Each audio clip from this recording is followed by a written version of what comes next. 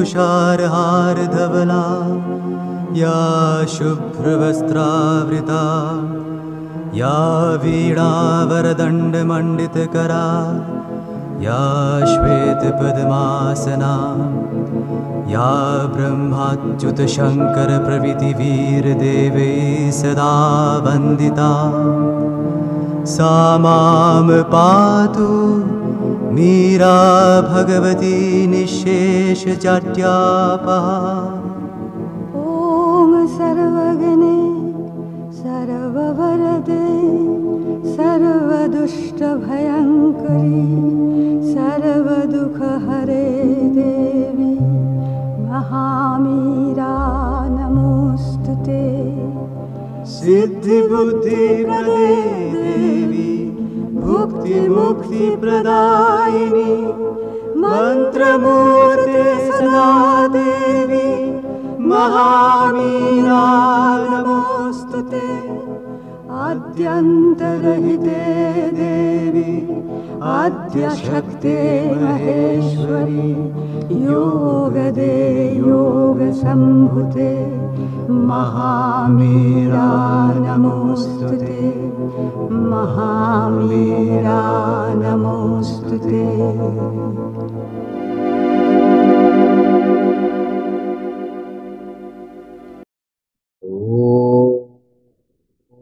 नमो भगवते श्री अरविन्दाय।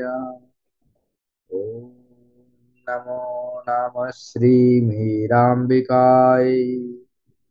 ओम नमो भगवते श्री अरविन्दाय। ओम नमो नमः श्री मीराम्बिकाय। ओम नमो भगवते श्री अरविन्दाय। ओम नमो नमः श्री मीराम्बिकाय। मातृरचनावली दशम खंड विचार और सूत्रावली संबंध में प्रकाशक टिप्पणी 1958 मसीह आरंभ कर 1970 मसीहा पर्यंत दीर्घ 12 वर्षर विभिन्न समय माँ श्रीअरविंदर विचार और सूत्रावली संबंध में मंतव्य मान देइथिले। तारीख विषय वस्तु एवं आकार अनुसार से मंतव्य गुड़ी को 4टी पर्याय विभक्त करा जाइए। एक सूत्रावली 1958 मसीह 1 ରୁ 12, सूत्रावली 13 ରୁ 68 1960 ରୁ 61, सूत्रावली 69 ରୁ 124 1962 ରୁ 66, 125 ରୁ 541 1970 ରୁ 70, 1969 ରୁ 1970।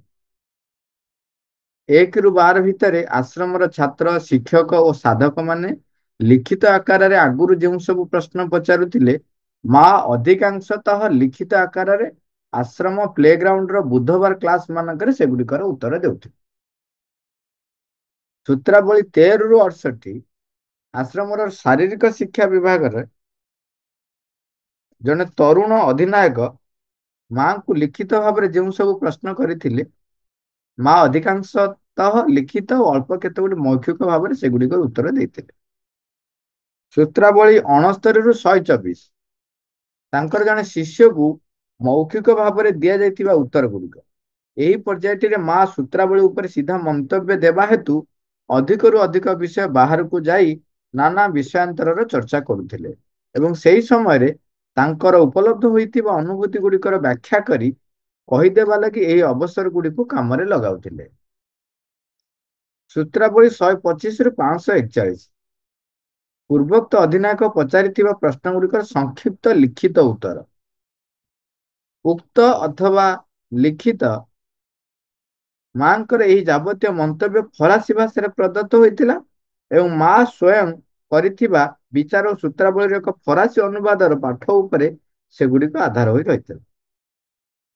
माँ कृत प्रथम 12 गोटी सूत्रर अनुवाद और मंतव्य 1959 मसीह फरासी जो प्रकाशित होता तार अवशिष्ट अनुवाद मंतव्य गुड़िक एप्रिल 1960 एवं अगस्त 1976 मध्य bulletin of Sri Aurobindo international centre of education त्रैमासिक पत्रिका धारावाहिक भाव में उभय फरासी एवं इंग्राजी भाषा प्रकाशित होता।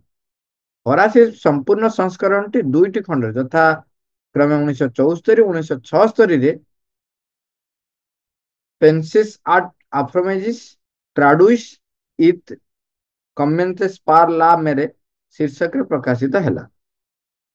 ପ୍ରସ୍ତୁତ ଖଣ୍ଡଟି ସମ୍ପୂର୍ଣ୍ଣ ମାତୃରଚନାବଳୀ ଶତବାର୍ଷିକୀ ସଂସ୍କରଣର ଏହି 10ମ ଖଣ୍ଡଟି ହେଉଛି ଇଂରାଜୀ ଭାଷାରେ ଲିଖିତ ସମ୍ପୂର୍ଣ୍ଣ ପ୍ରଥମ ସଂସ୍କରଣ। ପ୍ରଥମ 12ଗୋଟି ସୂତ୍ର ଓ ତାହାର ଅନୁବାଦକୁ ଏଠାରେ ସର୍ବପ୍ରଥମ ଥର ପାଇଁ ଇଂରାଜୀରେ ପ୍ରକାଶ କରାଯାଉଛି।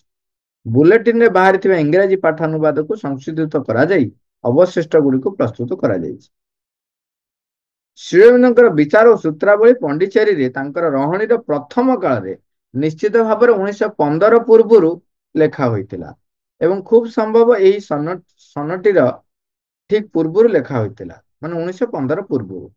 ତାଙ୍କର ଜୀବନ କାଳରେ ଏଗୁଡ଼ିକର କୌଣସି ସଂଶୋଧନ କିମ୍ବା ପ୍ରକାଶନ ହୋଇନଥିଲା। ଲେଖକଙ୍କର ପ୍ରଦତ୍ତ 3ଟି ଶୀର୍ଷକ ଜ୍ଞାନ, କର୍ମ ଓ ଭକ୍ତିରେ ଏଗୁଡ଼ିକୁ 1958 ମସିହାରେ ପ୍ରଥମେ ପ୍ରକାଶ କରାଗଲା। 1977 ମସିହାରେ ଇଂରାଜୀ ପାଠର ଏକ ନୂତନ ସଂସ୍କରଣ ପ୍ରସ୍ତୁତ କରିବା ସମୟରେ ଯେତେବେଳେ ବିଚାର ଓ ସୂତ୍ରାବଳୀର ମୂଳ ପାଣ୍ଡୁଲିପିଟିକୁ ପରୀକ୍ଷା କରି ଦେଖାଗଲା, ସେତେବେଳେ ଜଣାପଡ଼ିଲା ଯେ ପ୍ରଥମ ସଂସ୍କରଣର ପାଠରେ ଏକାଧିକ ସ୍ଥଳରେ ପ୍ରମାଦମାନ ରହିଯାଇଛି।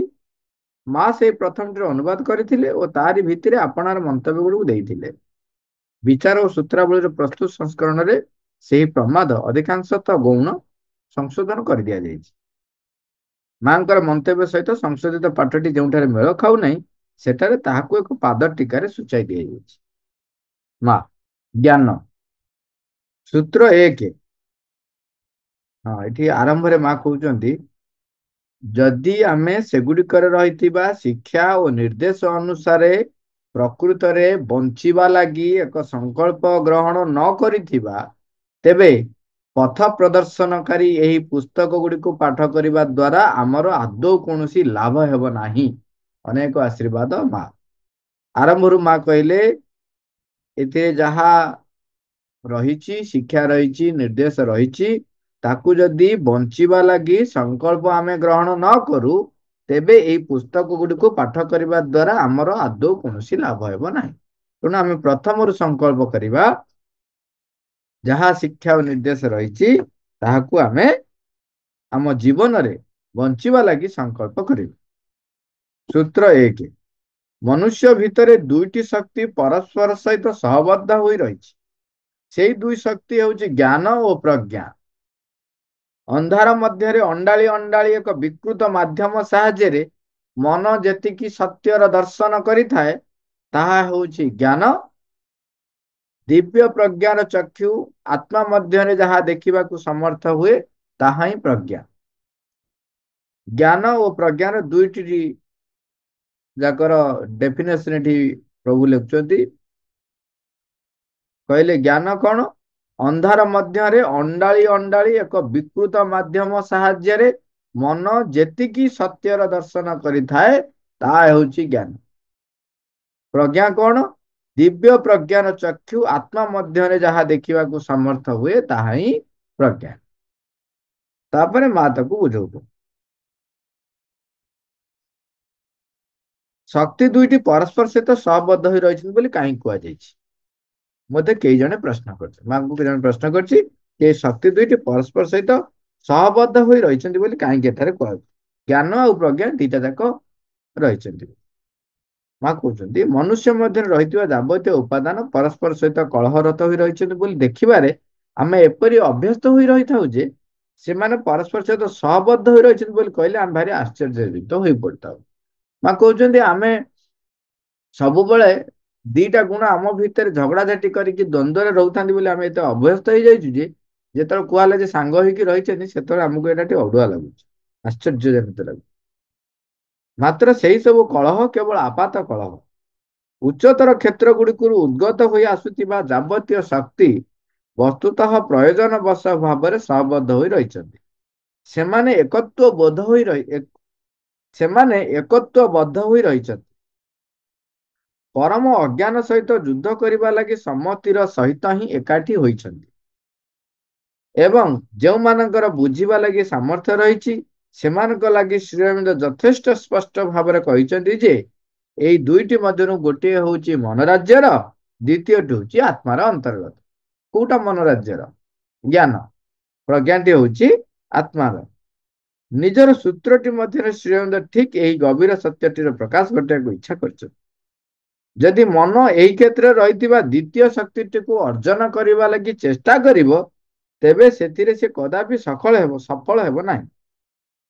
କାରଣ ତାହା ହେଉଛି ଚିଦ୍ଗତତା କ୍ଷେତ୍ରର ଏକ ସମ୍ପଦ ଏବଂ କେବଳ ଆଧ୍ୟାତ୍ମିକ ଚେତନାର ସହଗାମୀ ରୂପେ ହିଁ ମନୁଷ୍ୟ ସତ୍ତାରେ ତାହାର ଆବିର୍ଭାବ ହୋଇଥାଏ। ତେଣୁ ମନ ଚାହିଁଲେ ପ୍ରଜ୍ଞାକୁ ପ୍ରାପ୍ତ କରିବା ଏତେ ସହଜ ନୁହେଁ, ପାରିବ ନାହିଁ। କେତେବେଳେ ପାରିବ? ନା ଯେତେବେଳେ ତାହା ଅନ୍ତରାତ୍ମାଙ୍କ ସହିତ ନିଜକୁ ସଂଯୁକ୍ତ କରିବ, ତାଙ୍କ ଦ୍ୱାରା ପରିଚାଳିତ ହବ। ତେଣୁ ଆଧ୍ୟାତ୍ମିକ ଚେତନାର ସହଗାମୀ ଯେତେବେଳେ ହବ, ସେତେବେଳେ ତାର ପ୍ରଜ୍ଞା ଆସିବ। ଜ୍ଞାନ ହେଉଛି ଏପରି ଏକ ବସ୍ତୁ ଯାହାକୁ କି ମନ ପ୍ରଭୂତ ପ୍ରୟାସ ବଳରେ ଲାଭ କରିଥାଏ। ମାତ୍ର ଏହା କଦାପି ଯଥାର୍ଥ ଜ୍ଞାନ ନୁହେଁ। ଏହା ହେଉଛି ଜ୍ଞାନର କେବଳ ଏକ ମନୋଗତ ବିଭାଗ। ଅନ୍ୟ ପକ୍ଷରେ ପ୍ରଜ୍ଞାକୁ ମନୋରାଜ୍ୟର ଏକ ଉତ୍ପାଦ ବୋଲି କୁହାଯାଇ ପାରିବ ନାହିଁ। ମନ ତାହାକୁ ଅର୍ଜନ କରିବା ଲାଗି ସମ୍ପୂର୍ଣ୍ଣ ଅସମର୍ଥ ହୋଇ ରହିଥାଏ। କାରଣ ତାହା ଯେ ପ୍ରକୃତରେ କିଭଳି ବସ୍ତୁ, ମନକୁ ସେ କଥା ଜଣା ମଧ୍ୟ ନଥାଏ।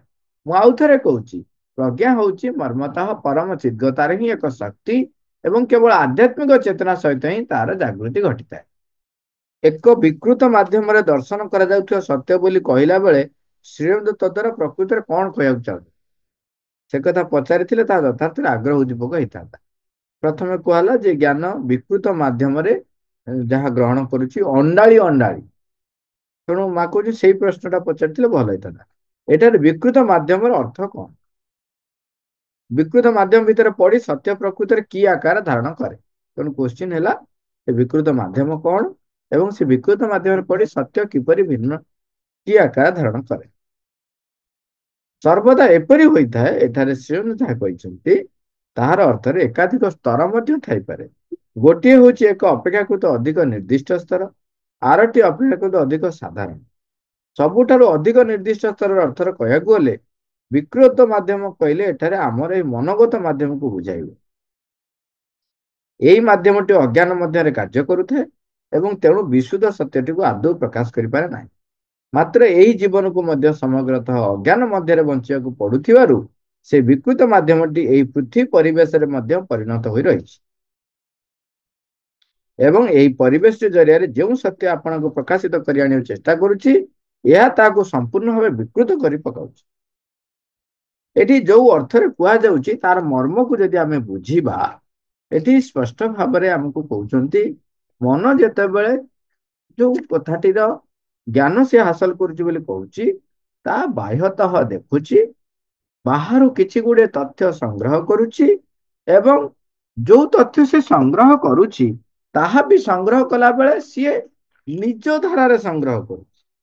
ନିଜର ଧାରଣା ଯେତିକି ତାକୁ ସିଏ ସେଇ ହିସାବରେ ଧରୁଛି, ସେଇ ହିସାବରେ ଗ୍ରହଣ କରୁଛି। ଆପଣ ଦେଖିଥିବେ ଗୋଟିଏ ଫୁଲଟି ଯେତେବେଳେ ଫୁଟୁଛି ସେଇଟା ସମସ୍ତଙ୍କୁ ସୁନ୍ଦର ଦେଖାଯାଉ, ଯଦିଓ ଆମକୁ ଲାଗେ ଯେ ଫୁଲଟିଏ ଶିଶୁଟିଏ ସମସ୍ତଙ୍କୁ ଭଲ ଲାଗେ ବୋଲି, କିନ୍ତୁ ଆପଣ ଦେଖିବେ ସେଇ ଫୁଲଟିଏ ଯେତେବେଳେ ଫୁଟୁଛି ତାକୁ ଭିନ୍ନ ଭିନ୍ନ ବ୍ୟକ୍ତି ଭିନ୍ନ ଭିନ୍ନ ଭାବରେ ଗ୍ରହଣ କରନ୍ତି।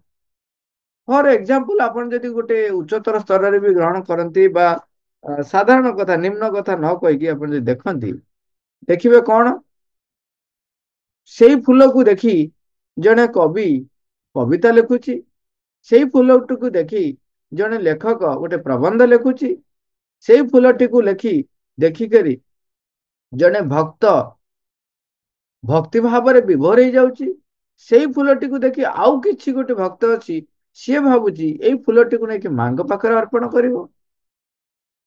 ସେଇ ଫୁଲଟିକୁ ଦେଖି ଆଉ ଜଣେ ଖୁସିରେ ଆନନ୍ଦ ବିମୋହିତ ଆନନ୍ଦରେ ଏତେ ଉତ୍ଫୁଲ୍ଲିତ ହେଇଯାଉଛି ଯେ ସେ ନିଜକୁ ଭୁଲି ଯାଉଛି ଏବଂ ଅନ୍ୟ ଏକ ଚେତନାରେ ପହଞ୍ଚି ଯାଉଛି। ଏବଂ ଯଦି ସାଧାରଣ ସ୍ତରରେ ଦେଖିବେ ଆଉ କିଛି ଅଛନ୍ତି ସେ ସାଙ୍ଗେ ସାଙ୍ଗେ ସେ ଫୁଲଟିକୁ ନିଜର ଆୟତ୍ତକୁ ଆଣିବା ପାଇଁ ଚେଷ୍ଟା କରୁଛନ୍ତି। ସେ ଆୟତ୍ତକୁ ଆଣିବା ପାଇଁ ବି ଚେଷ୍ଟା ଯୋଉ କରୁଛନ୍ତି ତାଙ୍କର ନିଜସ୍ୱ ଚେତନାର ସ୍ତରରେ, ନିଜସ୍ୱ ମନର ବିକାଶର ସ୍ତରରେ ସେମାନେ ମଧ୍ୟ ଚେଷ୍ଟା କରନ୍ତି। କେତେ ଜଣଙ୍କର ଯୋଉମାନଙ୍କର ଯଦି ନୈତିକତା ଦୃଷ୍ଟିକୋଣରୁ ଯଦି ଟିକେ ଡେଭଲପ ହେଇଛି, ତେବେ ସେ କଣ କରୁଛନ୍ତି, ଖୋଜୁଛନ୍ତି ତାର ମାଲିକ କିଏ, ତାକୁ କାହାକୁ ପଚାରିକି ନବ। ଆଉ କିଛି ଜଣ ଅଛନ୍ତି ତାକୁ,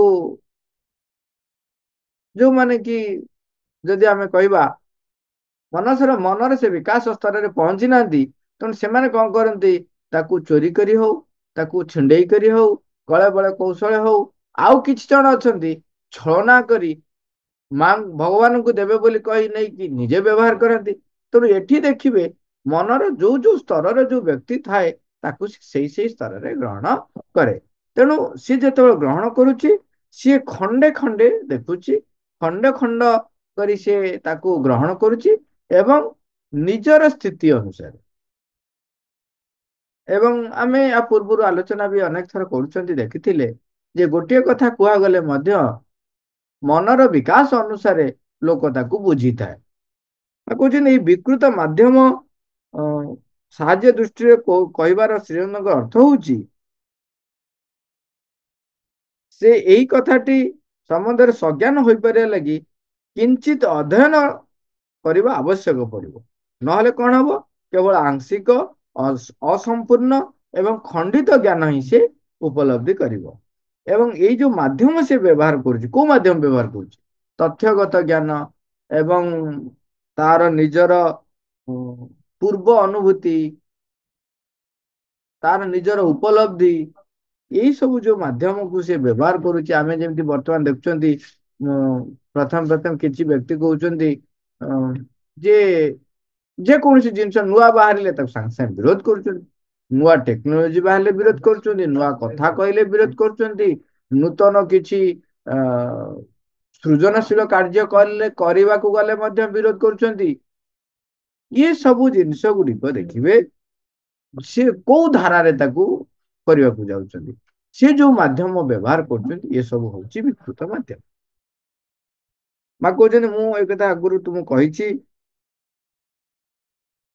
ମୂଳ ସତ୍ୟଟିକୁ ଯଦି ଆମେ ଚକ୍ଷୁ ଝଲସାଇ ଦେଉଥିବା ଏକ ସ୍ୱଚ୍ଛ ଓ ଶୁଭ୍ର ଆଲୋକ ମଣ୍ଡଳ ସହିତ ତୁଳନା କରିବା, ମୂଳ ସତ୍ୟଟିକୁ ଆମେ କେମିତି ଭାବିବା, ଯୋଉଟା କି ଚକ୍ଷୁ ଝଲସାଇ ଦେଲା ଭଳିଆ ସ୍ୱଚ୍ଛ ଏବଂ ଶୁଭ୍ର ଆଲୋକ ମଣ୍ଡଳ, ତେବେ ଆମେ ଏପରି କହିପାରିବା ଯେ ମାନସିକ ମାଧ୍ୟମ ମାନସିକ ପରିବେଶ ମଧ୍ୟରେ ପ୍ରବେଶ କରି ସେହି ଶୁଭ୍ର ଆଲୋକଟି ହଜାର ହଜାର ଛାୟା ଆୟତନକୁ ରୂପାନ୍ତରିତ ହୋଇଯାଇଥାଏ। ତାମାନେ ଅପୋଜିଟ ହେଇଯାଉଛି, ମାନେ ପୁଣି ତାପରେ ହଜାର ହଜାର ଛାୟା ଆୟତନରେ ରୂପାନ୍ତରିତ ହେଇଯାଉଛି।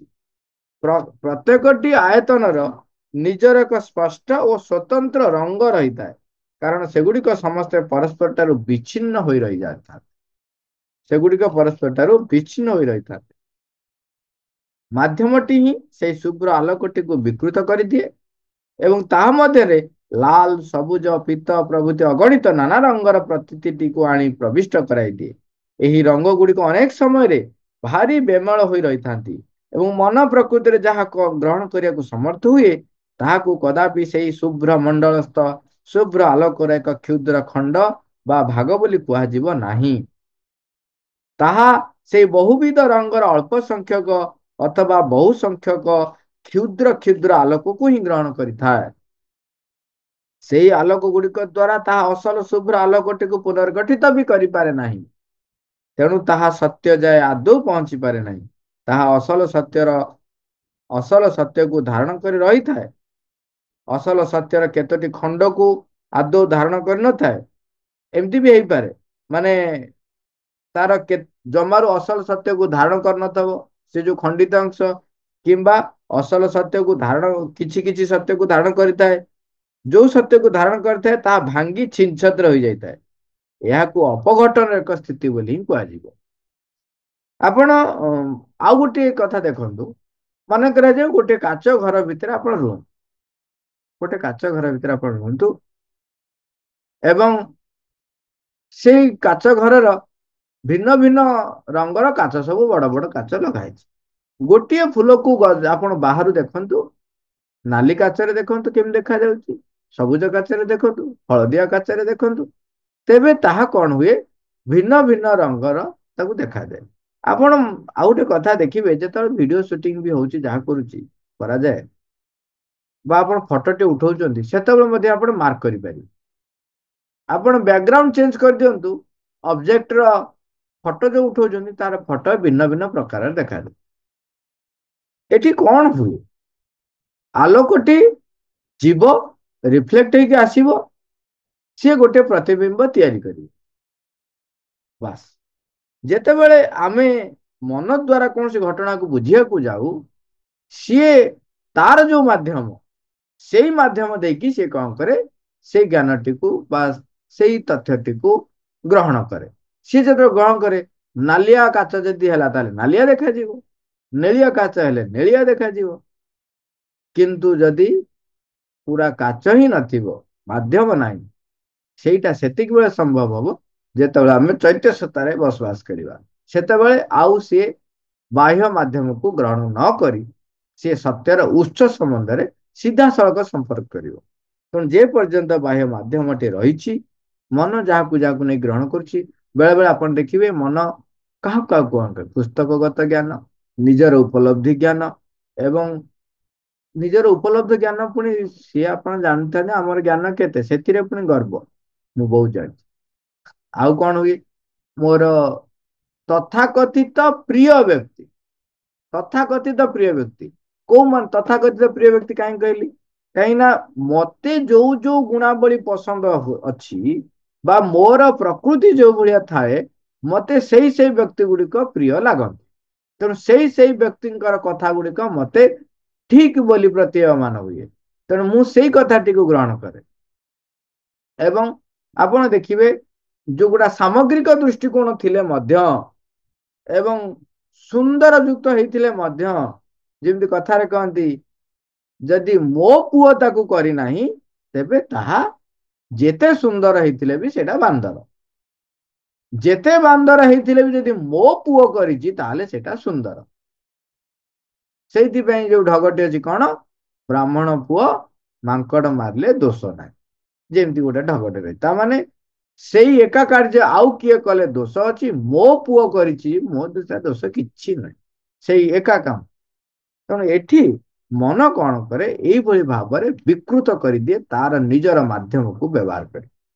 ତେଣୁ ସେଠି କହୁଛନ୍ତି, ବେଳେ ବେଳେ କଣ ହୁଏ, ସେ ସତ୍ୟଟିକୁ ଏତେ ଖଣ୍ଡ ବିଖଣ୍ଡିତ କରିକି ଧରିଦିଏ ଯେ ତେବେ ସେ ସତ୍ୟର ପୁରା ଉଲ୍ଟାଟାକୁ ବି ହେଇଥାଇପାରେ, କିମ୍ବା ସତ୍ୟର କିଛି ଅଂଶ ବି ଧରିଥାଇପାରେ।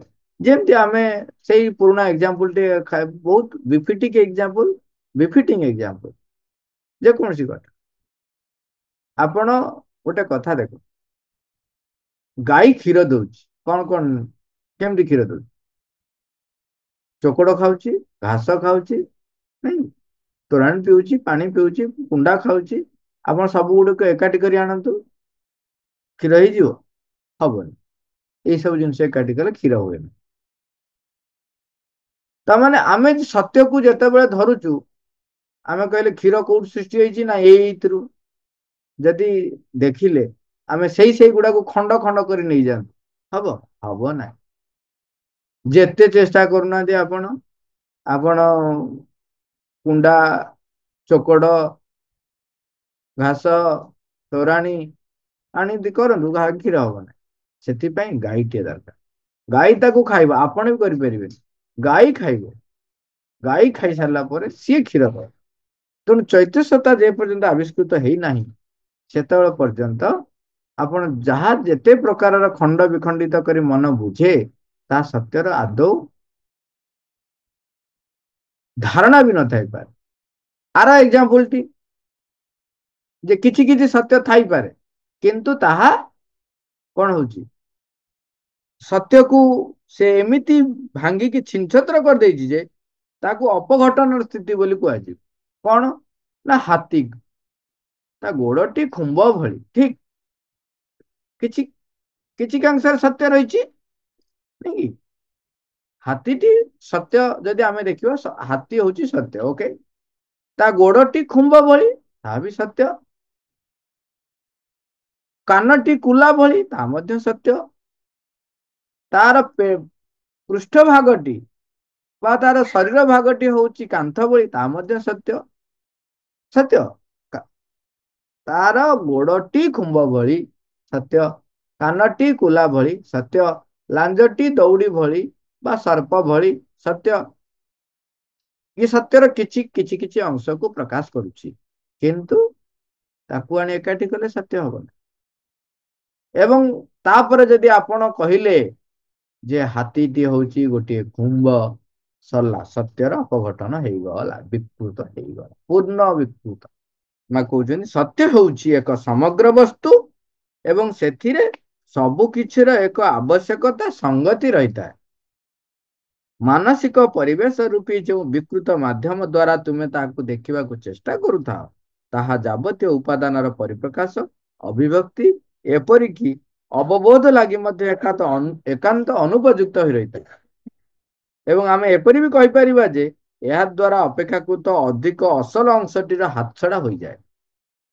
ତେଣୁ ତାହାକୁ ଆଉ ଆଦୌ ସତ୍ୟ ବୋଲି କୁହାଯାଇପାରେ ନାହିଁ। ତାହାକୁ ଏପରି ଏକ ବସ୍ତୁ ବୋଲି କୁହାଯାଇପାରେ ଯାହାକି ମର୍ମତଃ ସତ୍ୟ ହୋଇ ରହିଥାଏ, ମାତ୍ର ତଥାପି ସେହି ମାନସିକ ପରିବେଶଟି ମଧ୍ୟରେ ଆପଣାର ସତ୍ୟତ୍ୱକୁ ହରାଇ ଦେଇଥାଏ। ତାହା ଏକ ଅଜ୍ଞାନରେ ପରିଣତ ହୋଇ ରହିଥାଏ। ଏବେ ଆମେ ଆଲୋଚନା କଲେ। ତେଣୁ ମୁଁ ଉପସଂହାରରେ ଆଣି କହିବି ଯେ ମନୁଷ୍ୟର ମନ ଯେଉଁ ସତ୍ୟର ଅବଧାରଣା କରିଥାଏ, ତାହା ନିଶ୍ଚିତ ଭାବରେ ଏକ ଅଜ୍ଞାନସ୍ଥ ଜ୍ଞାନରେ ପରିଣତ ହୋଇ ରହେ। ଅଜ୍ଞାନସ୍ଥ ଜ୍ଞାନ ମାନେ ଭୁଲଟା କିନ୍ତୁ ତା ଜ୍ଞାନ ଯୁକ୍ତ ହେଇକି ରହିଥାଏ। ଅଜ୍ଞାନସ୍ଥ ଜ୍ଞାନରେ ପରିଣତ ହୋଇ ରହେ। ତାହାକୁ ପ୍ରାୟ ଏକ ଅଜ୍ଞାନପୂର୍ଣ୍ଣ ଜ୍ଞାନ ବୋଲି କୁହାଯାଇପାରେ। ଜ୍ଞାନ କିନ୍ତୁ ସେଟା ହଉଛି ଅଜ୍ଞାନରେ ପୂର୍ଣ୍ଣ ଜ୍ଞାନ। ପ୍ରଜ୍ଞା ହେଉଛି ସତ୍ୟର ମର୍ମକୁ ଦର୍ଶନ କରିବା ଏବଂ ଏହି ବ୍ୟକ୍ତ ସୃଷ୍ଟିରେ ତାହାର ପ୍ରୟୋଗ କରିବା। ପ୍ରଜ୍ଞା କଣ? ସତ୍ୟର ମର୍ମକୁ ଦର୍ଶନ କରିବା ଏବଂ ଏହି ବ୍ୟକ୍ତ ସୃଷ୍ଟିରେ ତାହାର ପ୍ରୟୋଗ କରିବା। ଆରମ୍ଭରେ କହିଥିଲେ ବଞ୍ଚିବା, ଏଠି କହିଲେ ଅନ୍ତରାତ୍ମାକୁ ଆବିଷ୍କାର କଲେ ସେଠୁ ହିଁ ପ୍ରଜ୍ଞାର ଉଦ୍ଭବ ହୁଏ। ଅନ୍ତରାତ୍ମା ମାଧ୍ୟମରେ ହିଁ କେବଳ ପ୍ରଜ୍ଞାକୁ ଆବିଷ୍କାର କରିହେବ। ପ୍ରଜ୍ଞା ସମ୍ବନ୍ଧରେ ସଚେତନ ହେଇପାରିବି ଏବଂ ତାକୁ ମା କହୁଛନ୍ତି ବ୍ୟକ୍ତ ସୃଷ୍ଟିରେ ତାକୁ ପ୍ରୟୋଗ କରିବି। ମା, ଥ୍ୟାଙ୍କ ୟୁ ଅଲ୍।